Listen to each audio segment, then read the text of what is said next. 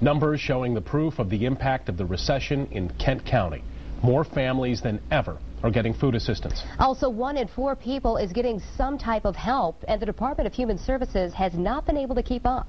24-Hour News 8's Susan Samples is live at the Department of Human Services with some internal reports showing just how big the backlog got. Susan? The reports I examined today are the same ones that the state uses to track each county agency's performance.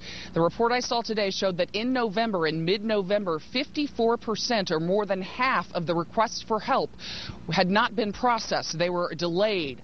But tonight, there are some signs that that backlog is being cleared.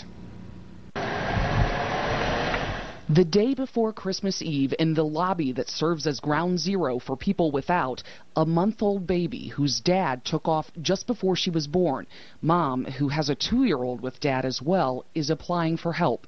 Thankfully, the county is now better poised to give it. Yeah, at one point we're quite far behind. We showed you the impact in recent months, a leukemia patient waiting desperately for a caseworker to activate his Medicaid card, a mom waiting months to get her food stamps back after the state said it didn't get a form she insists she sent. It's difficult to see clients going and waiting to be served. But District Manager Rick Trudell says the wait is getting shorter, from nearly 4,000 overdue unprocessed requests for help in mid-November to a little more than 900 last week.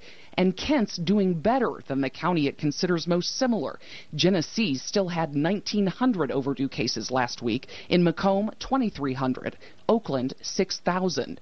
What does Trudell credit for Kent's progress? A new requirement. For every hour of overtime caseworkers put in, they have to process 2 of the oldest, most overdue cases, even if it's another worker's file. I knew we'd catch up.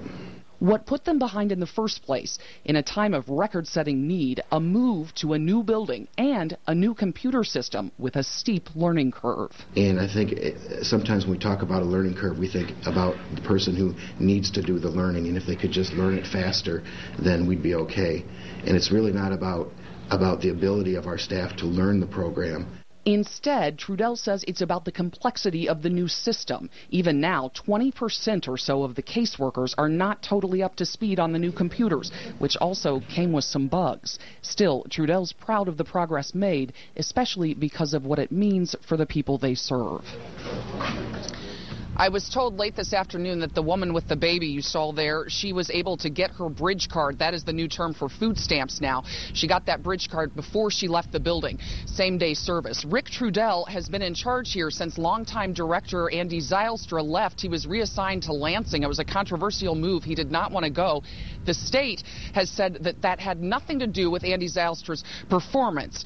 And in fact, he may ultimately return here. But what I'm told now, in January, this coming January, the state will announce a new acting director here. We're live in Grand Rapids. Susan Samples, back to you.